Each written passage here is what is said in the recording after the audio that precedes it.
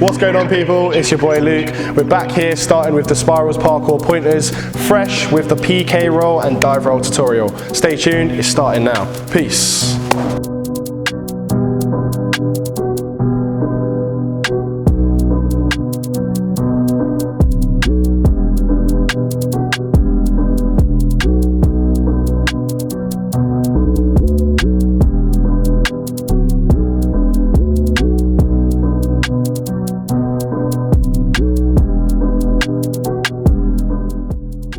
So the whole purpose of the parkour roll, guys, is just to disperse the impact across your whole body as opposed to just loading it with your feet. We're going to go into now actually how to teach you the parkour roll and how to break it down in its most simplest form. Stay tuned. So today, guys, we've got Ryan here to demonstrate the parkour roll and help us understand it a little bit better. The first thing that I'm going to obviously get you guys to do is choose which shoulder you want to roll over. I personally roll over my right shoulder.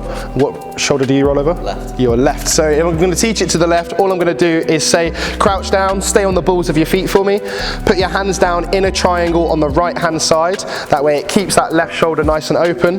You're then going to put your left elbow down on the ground and your right ear to your right shoulder. Now his left shoulder is ready to go into the floor using the soft part of the muscle at the back of the shoulder, rolling from the left to the right hip. Let's go. So that's the parkour roll in its most simple form.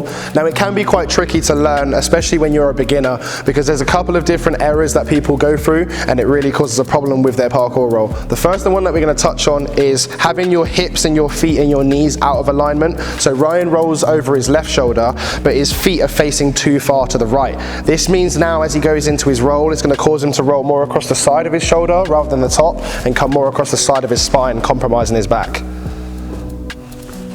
You can see it looks more like a barrel roll, and especially on concrete, he's going to have troubles picking up some nasty injuries across his shoulder and his back. The next problem that people seem to do is taking off with their feet too separate. Now you can take off with your feet separated, it's not a problem at all, but if you kick your back leg too hard, you're going to go into more of a flip. So your roll isn't going to be a roll, it's going to be more of a flip, and you're going to slam down onto your back. Have a watch. You can see as Ryan come down, his foot kind of bounced off the floor. That would cause a bit of pain for his right hip as well. The last thing that we're going to touch on is just not actually using your hands. Now this is more kind of important if you're doing like a diving roll, especially if you're recovering from a fall, but your hands are there to brace the impact, and a lot of people just seem to go straight to their elbows. This is going to cause them to knock their elbow, scratch their skin, and just generally be discomforting. So make sure your hands come out first, absorb the impact with the hands through to the elbow and through to the shoulder. This is what it looks like when you don't use your hands. You can see Ryan's elbow is just going to scuff across the carpet as he goes. Not quite as nice, and it doesn't allow him to put his hands down to stand up out of the roll effectively. So now that you understand how to do your parkour roll correctly, what's really, really important is getting as much knowledge as you can on the parkour roll, doing it out of as many moves as you can, whether it be a vault, a somersault, or a normal jump.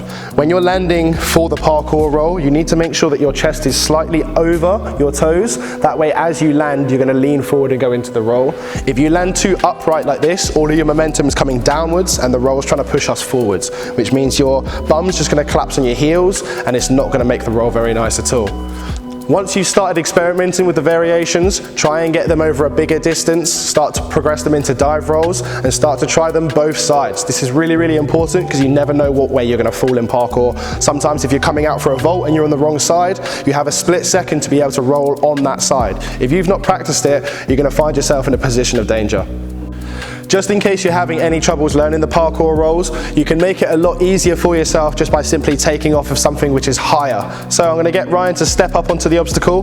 He's going to come towards the edge. It looks quite scary from here, knowing that you're going to roll going down. So all you're going to do to make it easier for yourself is just bring your center of gravity down, squat nice and low. Your hands are going to be reaching forward into that triangle. Again, Ryan rolls over his left shoulder, so the hands are coming to the right hand side. As he starts to lean forward, he's going to be able to put his hands on the ground and then push off of his feet, allowing his hips to come over nice and easy. Have a watch. When doing this one, guys, be careful because you can have a similar problem to problem number 2 earlier with the split legs. Because you're coming from height, if you push off of your feet too hard, when you actually go over for the roll, your hips are just going to slam into the ground. It's going to make it uncomfortable. So bear that in mind when trying it off of this. just to summarize, your main points for the parkour roll: make sure that your hips, knees, and toes are all facing forward in a straight alignment. As you go, put your hands down into the triangle to one side. If you roll over your right, put your hands to the left, and vice versa. Your elbow comes down, your head goes to the side, you're pushing off your feet and rolling from one shoulder to your opposite hip. As you come out, you should be coming out forwards, not on your knees, on your feet. That way, if you take it to concrete, you know you're going to be fine. Okay, cool, so you've got your parkour roll. It's now time to turn it into the dive roll. This is a really, really important step. Do not miss this one, because I guarantee you're gonna be in a position in the future where something's not quite gone to plan, and you're gonna be in that position where you need to save yourself coming head first towards the ground. We're gonna go back to one of the progressions that we did a second ago where we rolled coming from height. All you're gonna do is the exact same thing, just reach out slightly further. So Ryan's gonna crouch down, bring his center of gravity down nice and low again. Rather than his hands coming down here this time, he's just gonna try and incrementally spread it out further and further and further. So he's going to go for it, reaching forward, pushing off his feet with his hands further than usual. You can see now he's in that dive roll position, so all he's going to start to do is take it further. So jump back up one more time. As you get more confident, rather than crouching down so low, come from more of an upright position, and again spread the roll out further. So now you've got your dive roll, it's now again time to start experimenting with those variations.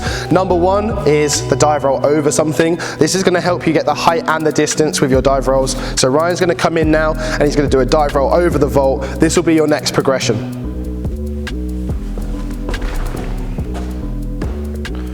So now we're going to go on to discuss the differences between the takeoffs. When doing a dive roll, there's two main takeoffs, which is the two-footed punch or the split step.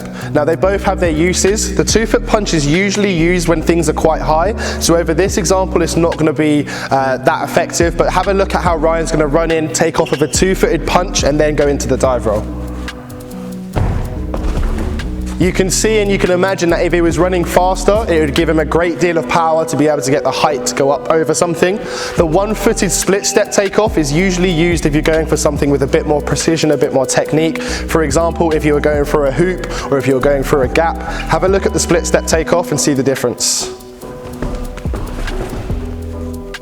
So you can see the differences in the parkour rolls, guys. The split step one helps you carry momentum a little bit further, as where the two-footed punch helps you redirect your momentum elsewhere. I hope you guys have found this tutorial really useful. Remember, the parkour roll is a really, really important tool for your parkour repertoire, so make sure you're practicing this. If you're struggling with anything, you can send us in your clips and we'll happily help you there. Best to just send it in on Instagram, we're probably most active on there. Now be sure to visit our website, it's www.spiralfreerun.co.uk for more information on all the events and stuff that we have coming soon. Peace out.